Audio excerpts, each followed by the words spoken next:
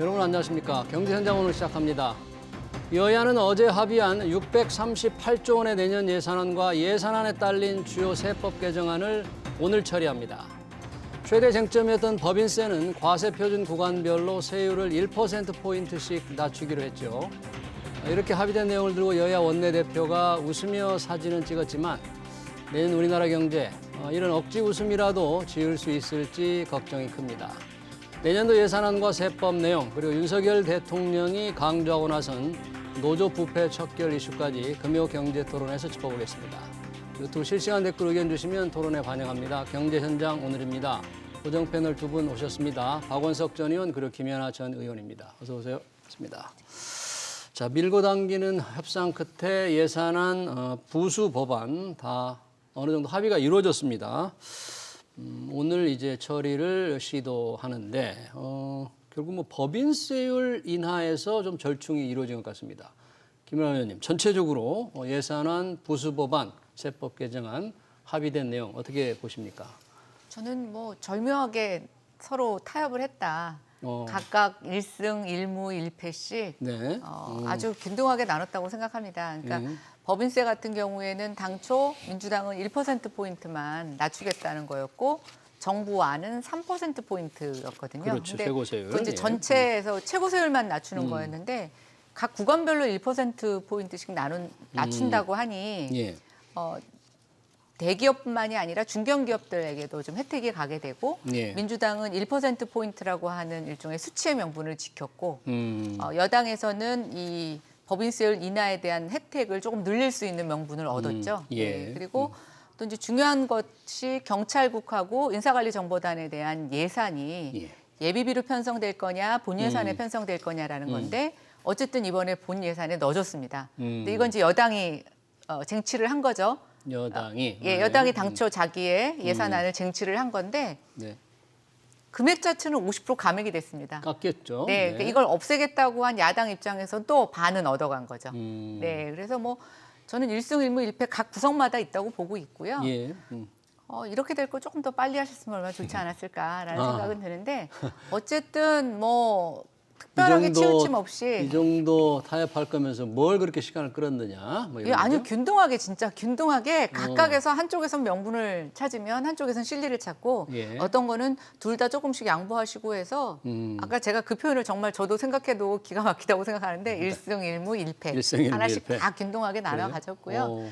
어쨌든 뭐 준예산이나 또 야당의 수정안이 단독 처리되는 최악의 상황은 모면하였습니다. 네. 김연아 의원님은 이제 1승 1무 1패라고 했지만 글쎄 정부나 대통령실까지 그렇게 생각할지는 조금 의문이에요. 대통령실은 뭐 정부는 아마 뭐 완패했다 이렇게 생각하지 않을지도 근데 모르겠고요. 민주당한테 물어보셔도 저처럼 대답 안 할 겁니다. 우리가 통 크게 양보했다 내지는 지역에서 가게 되면 우리가 이런 예산을 지켰습니다. 벌써 현수막이 그렇게 돌고 있거든요. 그래요? 그래서 저는 이 양쪽이 어떤 협상을 하고 타결을 이루어진다고 하더라도 우리는 이 안에 만족해 이러는 사람들은 없습니다. 저희가 이제 밖에서 객관적으로 평가를 하니까 그런 평가를 내릴 수 있는 거죠. 박연석 의원님 어떻게 보셨어요? 뭐 더 늦어지지 않아서 다행이고요. 어쨌든 최종 시한을 다시 한번 국회의장이 그 권고를 했고 이번에는 만약 합의가 안 되면 정부안이든 민주당 수정안이든 통과시키겠다. 그리고 이제 여론도 만약에 어제도 합의가 안 됐다면 굉장히 악화될 가능성이 있어서 여야가 조금씩 물러나는 형태로 이렇게 이제 마지막 최종 협상안을 타결한 것 같은데요. 100% 만족한 예산안 협상이라는 건 있을 수가 없습니다. 애초에. 때문에 이번에도 뭐 조금씩은 불만족스러운 부분이 있겠습니다만 어쨌든 늦었지만 법정 시한도 많이 넘기고 많이 늦었지만 지금이라도 타결된 게 다행이고요. 여야가 각각 성과라고 표방할 수 있는 대목들이 저는 분명히 포함되어 있을 거라고 봅니다. 어떤 법인세 인하만 하더라도 그동안에 이제 과표 3천억 원 이상의 그야말로 이제 초대기업에게만 이제 최고 세율을 좀 인하하자 이게 정부 여당의 주장이었는데 민주당에서는 뭐 그 초부자 감세에 동의할 수 없다. 오히려 이제 중소기업이나 중견기업 감세를 하자 이렇게 맞섰다가 국회의장이 권고한 최종 1% 안을 이제 민주당은 받았습니다만 정부 여당 입장에서 수용을 안 했거든요. 대신에 정부 여당은 이제 각 구간별로 이게 1%씩 내리면서 사실은 각 구간별로 그 과표 구간별로 내리게 되면 이 가장 상위에 있는 초대기업 같은 경우에 구간별로 감세가 이루어지기 때문에 네. 단지 최고세율 1%만 감세를 받는 건 아닙니다. 누진적이니까. 그렇죠. 네, 그렇죠. 그리고 이제 기존에 정부 감세안에 포함이 안 돼 있던 중견기업, 중소기업도 감세 효과를 누릴 수 있게 돼서 그건 또 이제 민주당 입장에서는 부수적인 효과라고 볼 수 있을 것 같고요. 예. 그리고 이제 대통령실 예산이라고 불리는 이른바 이제 행안부 경찰국하고 그다음에 법무부 인사정보관리단 일단 본 예산에 포함시켰지만은 이제 절반 삭감했기 예. 때문에 절반은 예비비로 운영해라. 그런데 어쨌든 그게 금액은 얼마 안 되지만 최종 쟁점으로 맞섰던 사안이고 양측이 어떻게 보면 이제 자존심 싸움, 네. 힘겨루기 비슷하게 맞섰던 사안인데 그것도 뭐 절충이 이루어진 것 같고요. 그동안에 두 가지 쟁점에 가려서 잘 드러나지는 않았지만 예. 지역사랑 상품권 예산을 제로로 만들었는데 그렇죠. 어찌됐건 민주당에서는 요구안의 절반 정도를 예. 따낸 셈이고요. 공공임대주택 예산도 5조 원 넘게 삭감됐는데 이제 공공임대주택 융자 예산 6,600억 원을 되살렸기 때문에 나름대로 민생 예산을 지켰다. 이렇게 홍보할 수 있는 포인트가 야당한테 있는 것 같습니다. 예, 명분을 살렸다. 자, 그런데 이번 예산안과 관련 부수 법안의 어떤 윤석열 정부 상징성이 법인세율 최고세율 인하였잖아요. 그걸 통해서 기업 투자 활력을 높이고 경제에 조금 살려보자는 그런 의지였는데 결국 그런 면은 이행이 안 된 거잖아요. 기업들은 좀 실망하지 않을까요? 아니, 근데 이제 아까 박 의원님께서 말씀하셨지만 그 과표 구간별로 1%포인트씩 나눠주는 거는 이 과세 대상의 범위를 굉장히 확대시키는 게 있습니다. 단순히 기업 규모별 확대도 있지만 예. 대기업들도 과표 구간 간의 누진세율에서 혜택이 있기 때문에 저는 뭐 오히려 여당이 훨씬 더 야당에게 명분을 주고 실리를 찾은 것이 법인세 과표 구간 간 1%포인트 인하가 아닐까라는 여당이 생각이 오히려 듭니다. 네. 실리를 챙긴 셈이다. 네, 저는 그렇게 생각합니다. 그래요. 당연히 기업들도 조금 환영했으면 하는데 조금 그렇게 뭐 환영한다는 아직 그런 뭐 이거 못 본 것 같아요. 오늘 뭐 경총에서 입장이 나왔는데요. 나왔습니까? 일단 감세 대상이 확대된 거, 특히 이제 어려운 중견기업, 중소기업한테 혜택이 돌아가게 된 거에 대해서는 환영한다. 다만 이제 최고세율 인하가 기대에 못 미쳐서 이게 이제 국제 경쟁이 갈수록 치열해지는데 투자 활성화나 이런 데 좀 장애가 되지 않을까 예. 걱정된다. 다른 대책이 필요하다. 이런 정도의 입장을 냈습니다. 그러니까 재계 입장에서는 100% 원하는 대로 되지 않았지만 아니 국회에서 하는 일이 어떻게 재계 입장대로 예. 100% 되겠습니까? 네. 이 정도면 저는 나쁘지 않은 타협이었다고 봅니다. 네. 요번에 당초 정부가 낸 예산안에서 4조 6천억 원이 깎였잖아요. 늘어난 예산이 한 3조 5천억 원 정도 되는데 가장 많이 늘어나는 부분이 이 공공임대입니까? 네, 이제 어떻게 되는 공공임대 거예요? 주택이 당초 한 5조 원 정도가 삭감이 됐다가 예. 지금 이제 6천억 원, 6,600억 원 정도 다시 증가된 걸로 이번에 타협을 봤습니다. 근데 예. 이제 보면 그 이때 대부분이 그 전세임대 주택입니다. 기존에 지어진 것들을 사서 정부가 이제 매입임대라고 하는데요. 예. 새로 짓는 것이 아니라 기존 것들을 사들이는 건데 예. 최근에 전세 가격이 굉장히 많이 떨어졌어요. 그래서 그렇죠. 정부 입장에서는 같은 돈이면 더 한 사람이라도 더 많이 혜택을 받을 수 있는 그런 효과가 있을 거라고 판단한 것 같습니다. 그래서 네. 결국 뭐 야당이 요구했던 것도 있고요. 그래서 이게 한 6,600억 원 정도 다시 살아났고요. 예. 지역사랑 상품권도 당초 민주당이 요청한 건 한 6천억 원 정도 되는데 한 3,500억 정도, 그러니까 다시 이것도 한 절반 정도는 살려낸 거라고 보여집니다. 예. 그 외에도 뭐 공공형 노인 일자리 957억 원, 네. 그다음에 쌀값 안정화 관련된 한 400억 정도 있는데 내용적으로 그렇게 큰 몫은 아니지만 어쨌든 서로가 조금씩 요구하는 거에 대해서 명분은 다 살린 예산안 그러니까 합의안이 아닌가 이렇게 판단합니다. 이번 지역화폐 예산을 야당이 조금 3,500억 이상 살려낸 건 나름의 그 성과라고 하는데 정부는 이걸 0으로 거의 편성을 전혀 하지 않겠다고 했잖아요. 애초에 정부 안에는 이제 편성이 하나도 안 돼 있었는데요. 그렇죠. 그러니까 민주당에서 종래에 문재인 정부 시절의 지역화폐 예산에 비해서는 많이 줄어든 거긴 합니다만 민주당 요구안에는 이제 7,050억 원을 편성해 달라고 요구를 했었어요. 예. 그 정확하게 절반인 3,525억 원이 편성이 됐기 때문에 예. 뭐 이제 제로가 된 건 아니니까 민주당에서 나름 이제 성과라고 볼 수 있을 것 같고요. 예. 이게 이제 이 지역 그 화폐라는 게 얼마나 소비 진작 효과를 가져온지에 대해서 뭐 이게 저마다 의견이나 주장이 다른데 어쨌든 지난 코로나 시기에 보면 확실하게 그 골목 상권에는 도움이 된다. 그게 일시적이나마 때문에 경제 전반에 이게 어느 정도 긍정적인 영향을 미치는지는 뭐 발행 규모가 3천억 원 정도밖에 안 되기 때문에 이걸 가지고 그렇게 논하는 거는 좀 어려울 것 같고요. 다만 이제 해당 지역의 어떤 골목 상권에는 도움이 된다는 그런 평가들이 있기 때문에 어쨌든 민주당 입장에서는 불신을 살려놨다 이렇게 평가할 수 있을 것 같습니다. 이 지역사랑 상품권, 지역화폐 예산을 정부와 여당이 정부가 당초 예산을 전혀 편성하지 않은 제로로 하고 싶었던 것은 돈이 아까워서라기보다는 뭔가 좀 철학이 좀 다르다고 본 건가요? 글쎄요, 철학의 문제도 있지만 네. 이 지역사랑 상품권과 관련돼서 특정 지자체에서는 이게 이 상품권을 발행하는 업체와의 어떤 유착 문제, 또 좀 부적절한 업체 선정의 문제가 있어서 계속 좀 문제점이 제기되어 왔습니다. 예. 그리고 또 근본적으로는 이게 정말 골목 상권에 도움이 되느냐, 결국 이 상품권을 받아서도 대형마트에 가서 쓰더라 이런 이제 평가가 있다 보니 예. 실제로 지금 중소기업, 중소업체들 또 소상공인들이 굉장히 어려움을 겪고 있으니 정부 입장에서는 뭐 특별히 이것을 그렇게 과거처럼 또 굉장히 많이 늘렸었어요. 2020년에 6,699억 원이었다가 2021년에는 자그마치 1조 2,522억 원까지 늘렸었고요. 2022년에 지금 한 6천억 원 정도 예상이 돼 있다가 뭐 점진적으로 좀 줄여나가는 추세이면서 이것을 좀 대체할 수 있는 소상공인들 살릴 수 있는 방안에 대해서는 좀 여러 가지 방안이 필요한 것 같은데요. 지역에서 보면 요즘 이제 비대면 쇼핑들을 많이 하시지 않습니까? 네. 그리고 재래시장에서는 이제 주차 문제가 굉장히 어려운데 각 지역마다 그 공공 배달 앱들을 많이 설치를 하고 지원을 해서 시장에 가서 장을 보고 집까지 배달해주는 서비스들. 그러다 보니까 이렇게 하게 되면 지역사랑 상품권을 이용해서 장을 보고 배달을 받고 이렇게 된다면 저는 뭐 새로운 좀 부가적인 효과도 있을 수 있을 것 같아서 이번 3천억 원 정도 갖고 또 기타 재래시장에 좀 필요했던 여러 가지 공공 서비스, 배달 서비스 같은 것들을 보완한다면 어려운 경제에 도움을 줄 수 있을 것으로 예상이 됩니다. 네. 그 지역 재래시장에서도 공공 배달을 활용한 배달들이 좀 활성화되어 있군요. 최근에 많이 늘어나고 있더라고요. 그래요? 네.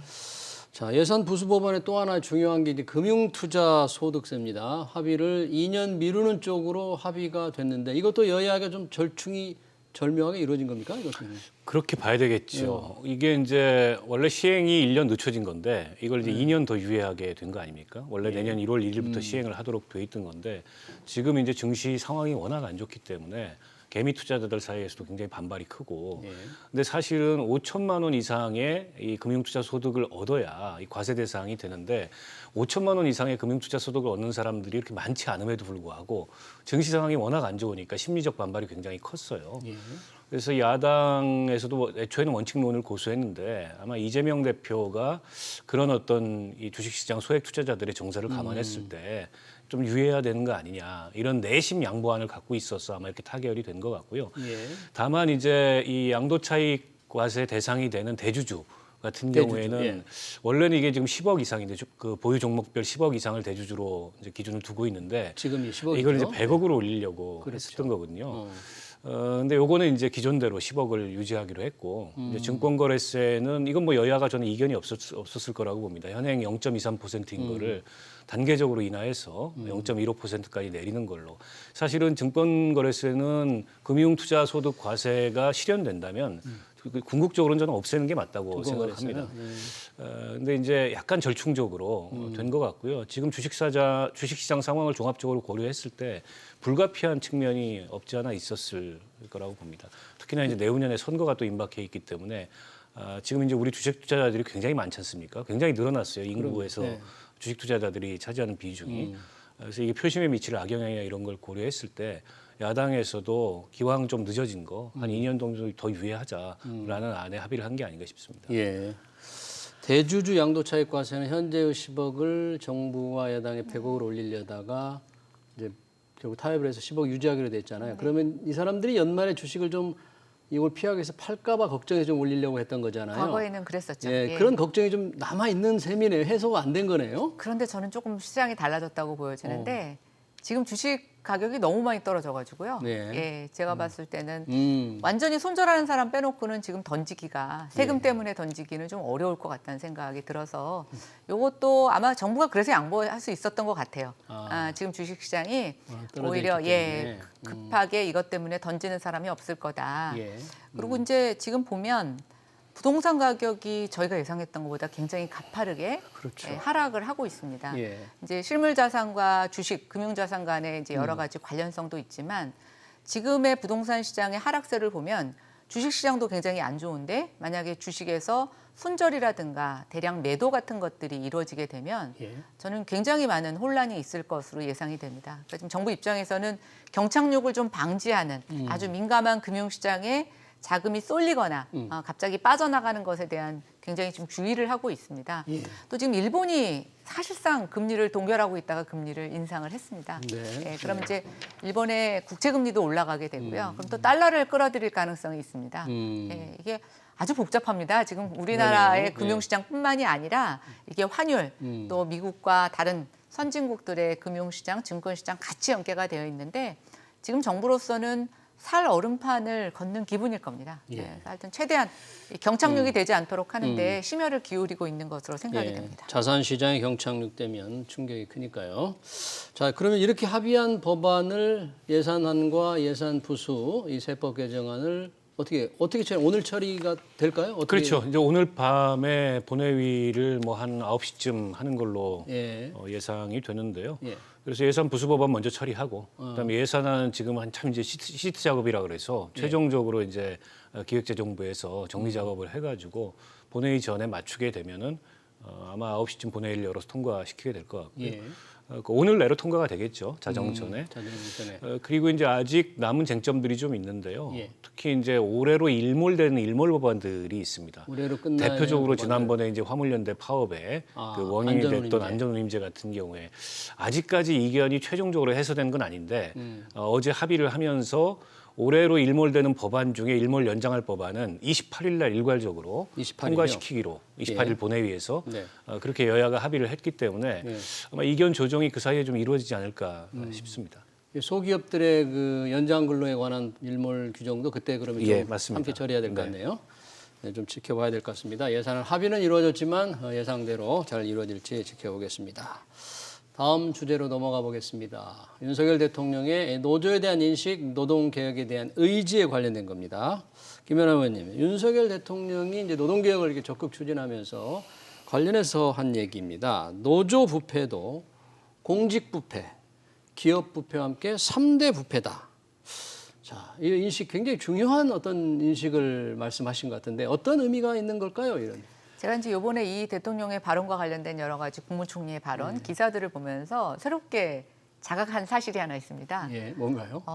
노조의 상당 부분 많은 돈이 모이고 쓰는구나. 그래서 지금 이제 양대 노총하고 뭐 산별노조까지 다 하면은 뭐 거의 1,000억이 넘는 돈이 지금 이제 어느 정도 예산으로 잡히는 것으로 보도가 나오고 있습니다.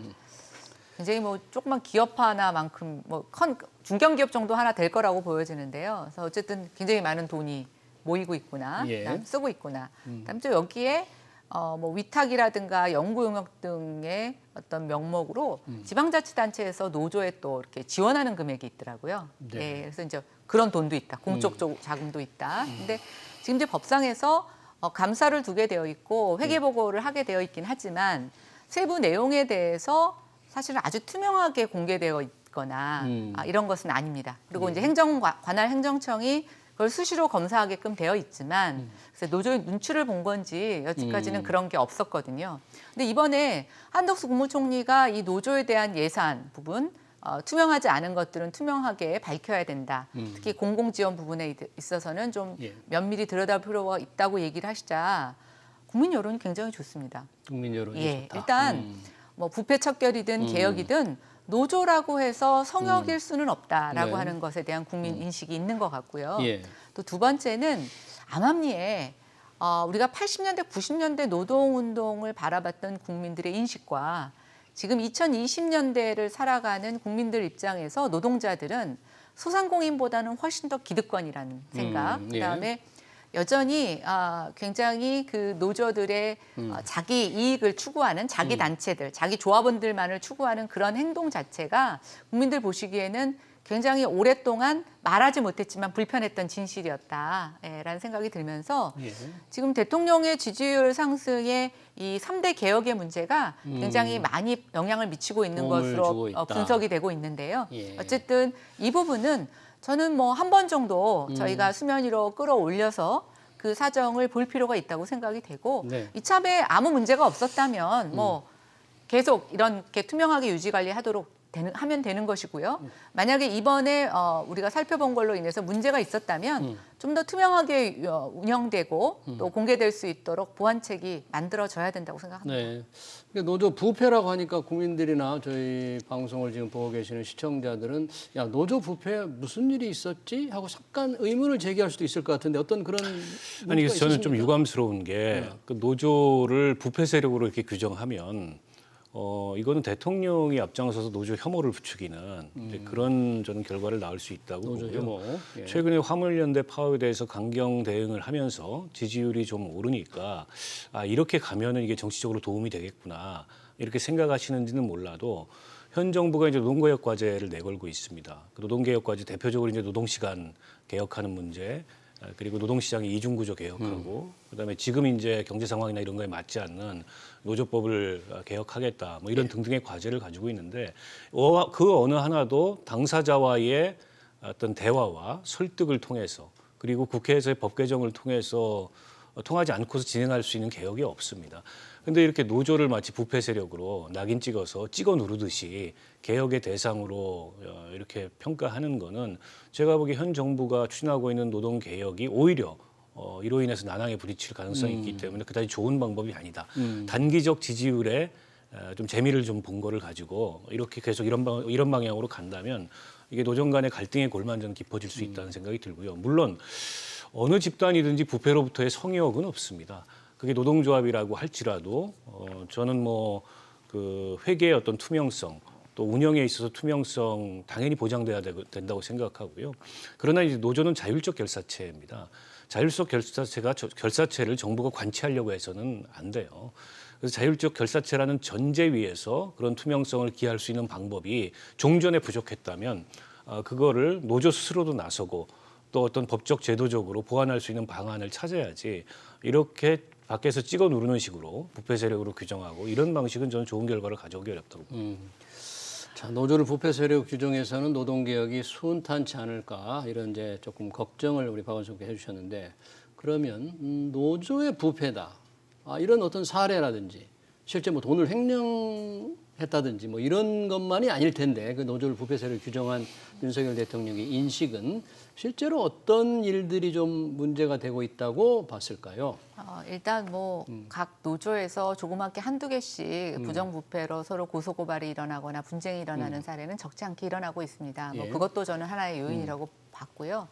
또 지금 대규모 도심 집회에서 이 노동조합의 어떤 요구사항이 굉장히 정치구호로 변질되는 상황이 사실 이제 박근혜 대통령 탄핵을 중심으로 한 그 촛불 집회 이후에 굉장히 고착화되고 있습니다. 그러면 사실 그거를 국민들 입장에서 봤을 때 그게 과연 순수하게 노동 운동과 또 노동 투쟁을 위한 것인가라는 하나 문제 제기를 할 수 있고요. 또 하나는 저는 이제 노조 안에서 문제 제기가 있다고 보여지는데 노조 안에서 이제 서울 뭐 교통공사라든가 이런 공공기관들에서 일명 이제 MZ세대 조합원들이 기존의 노동조합의 지도부에 대한 여러 가지 반대 의견들을 내고 있습니다. 그래서 저도 이제 노조도 체질 개선이 필요하다. 그리고 너무 오랫동안 그 민주화와 초기 노동개혁에 대한 성과에 좀 너무 편승해서 하나의 기득권으로 성장한 측면이 있다는 생각이 들고 이제는 좀 어느 정도 노조도 새로운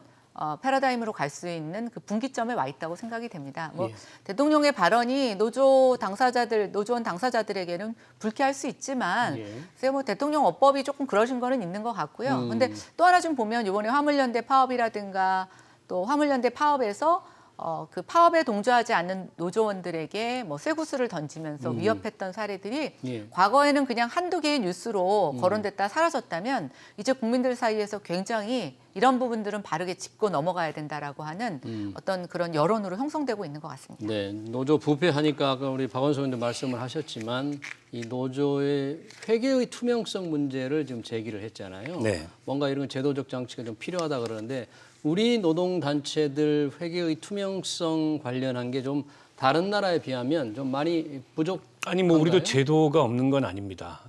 그 행정관청이 사실은 들여다볼 수 있는데 그건 지금까지 안 해왔던 거고 안 들여다본 또 거. 규약에 의해서 예. 어쨌든 감사도 진행하고 예. 진행을 하는데 외국 같은 경우에는 조금 이제 유형이 좀 다릅니다. 그러니까 미국이나 영국 같은 경우에는 그게 이제 노동부나 예. 이런 관할 관청에 어떤 회계 보고를 하도록 돼 있어요. 회계 영국 보고를 같은 해야 경우에는 돼요? 굉장히 세세하고 좀 엄격하게 규정이 돼 있고 미국은 일정 금액 이상의 조합비를 운영하는 노동조합 같은 경우에 이제 회계감사 결과를 보고하도록 돼 있는데 그에 반해서 이제 유럽의 다른 많은 나라들 같은 경우에는 그걸 법으로 직접 규정하지는 않습니다. 노조가 자체 규약에 의해서 어떤 이 감사 기준이나 감사 절차 같은 거를 정해서 운영을 하고 있고 우리 같은 경우 이게 좀 혼합돼 있는 형태라고 볼 수 있는데 아마 지금까지 그 노조법에 정해진 대로 네. 어쨌든 관할 관청이 그 노동조합의 회계 운영에 대해서 전혀 이제 뭐 이 터치를 하지 않아 왔기 때문에 그런 것에 대한 문제의식이 좀 포함이 돼 있는 것 같고요. 필요하다면 전 제도 개선까지를 포함해야 되는데 제가 이 말씀은 꼭 노조한테 드리고 싶은 이유가 뭐냐면 예. 대한민국 노동시장에 참여하고 있는 노동시장 참여자들 중에 90%는 노동조합원이 아닙니다. 노동조합 조직률이 불과 10%밖에 안 돼요. 예. 근데 이렇게 노골적으로 대통령이 노조 혐오 발언을 함에도 불구하고 여론이 어쨌든 그런 대통령에 대해서 지지하는 원인이 뭔가에 대해서 노조도 스스로 좀 반성해야 될 대목이 있다고 생각하고 네. 앞서 김연아 의원님 말씀하셨던 대로 그 10% 안에는 비정규직 노동자들도 있고 플랫폼 노동자도 있고 다양한 형태 꼭 재기업 정규직만이 있는 건 아니지만 그러나 어쨌든 전체적으로 노동조합이 주는 혹은 풍기는 그 인상이 기득권의 이미지를 갖고 있다는 점에 대해서 저는 뼈 아프게 이 노동조합도 반성을 해봐야 될 대목이라고 봅니다. 그러니까 그 자율과 이런 게 중요한 노조이기 때문에 정부의 어떤 강압 이런 거는 좀 문제지만 이 노동개혁에 대한 의지를 높이면 높일수록 대통령의 지지율이 올라간다. 이 그 노조가 조금 이런 건 다시 새겨볼 문제라는 말씀이시네요. 이 노조 부패 관련해서 이 부동산 건설 관련을 잘 아시니까 이 건설 노조들의 건설 현장에서 벌어지는 이 행태 이게 좀 문제들이 많이 지적됐죠. 네, 하여튼 수년간 이건 아주 최근에뿐만이 아니라 한 몇 년 됐습니다. 한 10여 년쯤 가까이 되는 것 같습니다. 특정 노조가 이제 완전히 공사 현장을 장악을 하고 자기가 추천하는 조합원만 그 공사 현장에서 일할 수 있도록 하는 것들. 예. 그러다 보니까 이제 이 각 공사 현장마다 그 이제 양대 노조가 있는데 예. 그 노조가 이제 서로 거기를 장악하기 위해서 다툼을 벌이고 그 다툼 때문에 사실은 공사가 멈추는 경우도 많이 있었습니다. 근데 이제 지금 건설 현장도 같은 경우에도 아주 혹한기에도 건설을 하지 않고요. 예. 혹서기에도 건설을 하지 않습니다. 이게 이제 건설 현장에 대한 노동자들의 보호를 위해서 그러다 보니까 1년에 공사를 할 수 있는 기간이 굉장히 줄어들었어요. 근데 그런 상황에서 이렇게 노조들이 사람을 채용하고 예. 일하게 하는 것을 방해하다 보니 네. 결국 공사 기간이 늘어나게 되고 공사 기간이 늘어나게 되면 그것이 비용 증가로 이어지다 보니까 이게 이제 사회적 비용을 굉장히 크게 만드는 그런 부작용을 초래했고 예. 굉장히 많은 사람들이 얘기했지만 여태까지 감히 이것에 대해서 뭔가 문제를 고치자 이렇게 해보지를 못했는데 요즘 이제 원희룡 장관님이 굉장히 인기가 네. 좋아지셨어요. 그래서 저는 그 이유 중에 하나가 화물연대도 있지만 이 건설노조에 대한 얘기들 그동안 굉장히 불편하고 힘들었지만 입 밖에 내지 못했던 그거를 이 화물연대 사건과 같이 연계지어서 원 장관님께서 발언을 해주시니 거기에 대한 개선에 대한 소망이 굉장히 커지는 것 같고 예. 아까 박 의원님 잘 지적하셨지만 한번 우리 사회가 국민들의 여론이라는 것이 쉽게 변하는 것 같지만 예. 큰 대세를 보면 유의미 있게 네. 받아들여야 되는 어떤 국민의 온도라고 할 수가 있는데요. 예.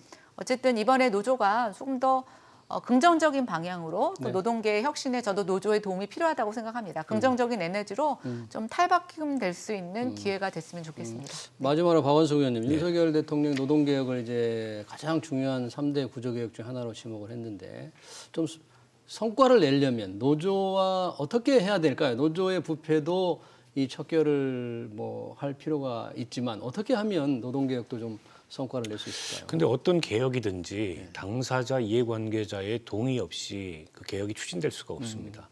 그게 일시적으로 혹은 강압적으로 추진된다 하더라도 반드시 부작용을 동반하게 됩니다. 특히나 이제 노동개혁처럼 이렇게 큰 개혁 같은 경우에 이게 수십 년간의 뭐 제도 관행을 바꾸는 거잖아요.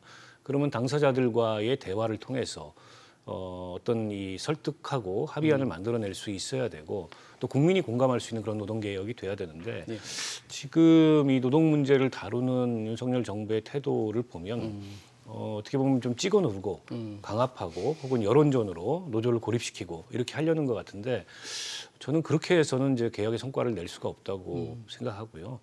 그리고 어쨌든 국회 구조가 여서야 됩니다. 지금 여당이 다수 의석을 갖고 있지 않고 때문에 노동개혁뿐만 아니라 연금개혁이나 교육개혁이나 이런 큰 차원의 개혁들이 쉽지가 않아요. 그런데 당사자들과의 대화의 타협도 없고 또 국회에서 야당과의 원만한 협치도 없는 상황에서 사실은 그런 개혁을 하겠다는 것은 저는 공연불에 그칠 가능성이 있기 때문에 그런 개혁이 성공하려면 국정운영 기조를 좀 바꿔야 된다. 그렇게 말씀드립니다. 네, 잘 알겠습니다. 노동개혁의 문제 그리고 오늘 예산안 관련 처리 얘기 금요경제토론 잘 들었습니다. 지금까지 박원석 전 의원 그리고 김연아 전 의원이었습니다. 두 분 고맙습니다. 네.